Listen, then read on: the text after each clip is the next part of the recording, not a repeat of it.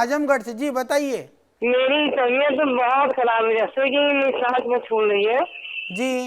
और फेफड़े में डॉक्टर ने दिक्कत बताई है और पीजीआई का भी इलाज चल रहा है और डॉक्टर समझ नहीं पा रहे क्या दिक्कत है।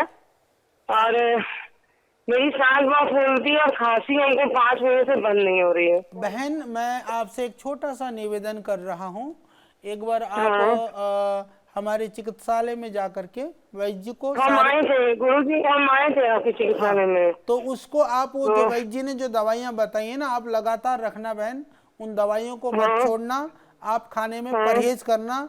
ये निश्चित रूप से हाँ जो आपकी जो श्वास की परेशानी है किन्हीं भी कारणों से हाँ हो, इसमें आराम हो जाएगा। कल से आप एक नियम बना लो कि स्वामी जी का हाँ। टीवी पर प्रोग्राम देख करके डेली आसन प्राणायाम करना शुरू कर दो आप।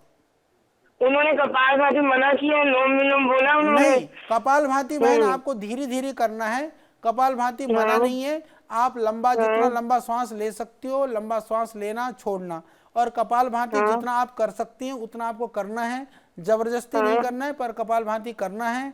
फिर आपको अनुलोम विलोम गुरु भी जी, करना है।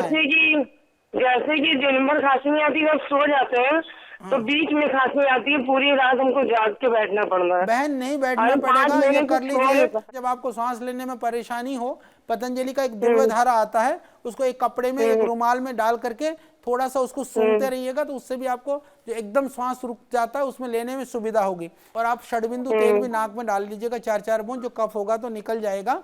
और जैसे मैंने हम्म बताया कि उसको थोड़ा दिव्य धारा को आप सूंघ लीजिए, उससे भी जो कफ हम्म होगा निकल करके आ जाएगा। और बाम को भी हम्म। आप थोड़ा सा गले में और अपने कान के पास में लगा सकते हैं, जिससे कि आपको जो श्वास में परेशानी है उसमें आराम हो जाएगा। गुरु जी, एक एक मेरी सबसे बड़ी तो समस्या यही है कि मेरी ऑक्सीजन कम हो जा रही है।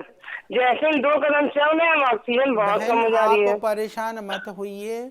श्वास के रोगी हम्म के लिए, दमा के रोगों के लिए, ये दमा दम के साथ जाता है, ये कहावत हमने झूठी कर दी है। नहीं, आयुर्वेद, डॉक्टर तो ये बता रहे हैं कि जैसे कि फेफड़े में गिल्टियां हैं। हाँ बहन उसमें आराम हो जाएगा, थोड़ा टाइम लगेगा। जो दवाइयाँ वैद्य जी ने दे रखी है उसको लगातार रखना, और यदि आपको पूरा हम्म लाभ नहीं हो रहा तो दोबारा और दिखा हम्म करके परामर्श करके इसको हम्म। शुरू कर दीजिए। भगवान से मेरी प्रार्थना है आपको पूरा आराम मिलेगा।